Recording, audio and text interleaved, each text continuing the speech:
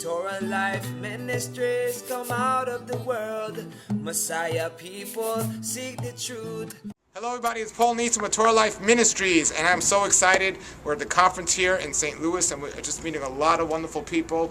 And I met two of my favorite people. They have one of my favorite topics they talk about and promote. They have a ministry about modesty, and they're two young teenage women who talk about modesty, dress modest, and promote modesty.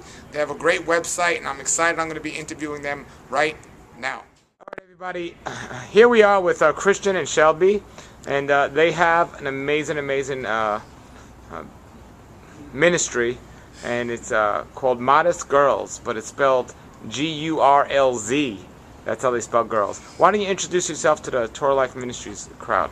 I'm Christian Voss. We're sisters, and we started off with it. We actually grew up wearing long skirts and getting to... Growing up, we grew up Pentecostal at first, and we came into the Messianic movement and just kept the modesty standards, and it's kind of just progressed over the years of, And then we saw that there was a need for modest clothing and decided to start our ministry. And tell everybody your website. It's modestgirls.com. And it's spelled Modest Girls, G-U-R-L-Z.com. Now, as teenage girls growing up today, do you see things going on a downcline, or are people dressing more modest? It's a decrease. Definitely. So when we talk about modesty, and you stand out and you are set apart because you're modest teenagers in today's world. Yeah. But we talk about clothing, and it's quite obvious that people aren't dressing modest. But what's your opinions about other things like makeup? That, in my opinion, is you might as well be putting on a seductive spirit. I mean, it's like drawing attention to yourself that doesn't necessarily... And not only that, you're really covering up something beautiful that God has made himself. And that, you're telling God, I don't like the way you made me. And it's not how it should be. You should be happy the way he made you. I agree, and that's what we teach here at Torah Life Ministries. It's called Make Up. For a reason, you want to. Exactly. But it's just wonderful the ministry you have. What about this next one, which we talk about in Torah Life Ministries? High heels. Man. Wrong. Nothing modest about high heels. No, there's not. Nothing. No. So not to mention, it's not good for you. It's not healthy emotionally, physically, or spiritually. Exactly. No, not at all. Great. Now I'm going to try to stomp you, okay? This is Torah Life Ministries, and we're going to stomp you. I'm not trying to stomp you. I really support and believe what you do.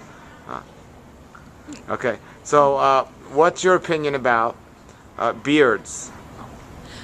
I think a guy should have a beard. Yeah, I mean, in personal opinion, I think they look a lot better with them. Yeah, and what about shaving in general? Do you think there's... I don't know. I mean, because it gets uncomfortable. I mean, it's like just kind of, and I don't know. You feel better when you don't shave. So you believe women shouldn't shave either? Yes. Yeah. Oh, wonderful. This is great, because this is what we teach at Torah Life Ministries. If Yahweh put it there, it should be there. Exactly. Wonderful. And just share a little of your testimonials. As you grew up you said you didn't have any big change, but you grew up, your parents dressed you modestly and taught you about being modest. But have any close friends that... What do your friends say about you both being teenagers and dressing modest in today's world? For the most part, all our friends do wear pants. The girl that we have here with us today, she's pretty much the only other friend that I know of that wears skirts all the time. Her and her sisters do. But for the most part, most of our friends do wear pants, and they really don't say anything to us about it. They support us in what we're doing, but they don't wear it themselves.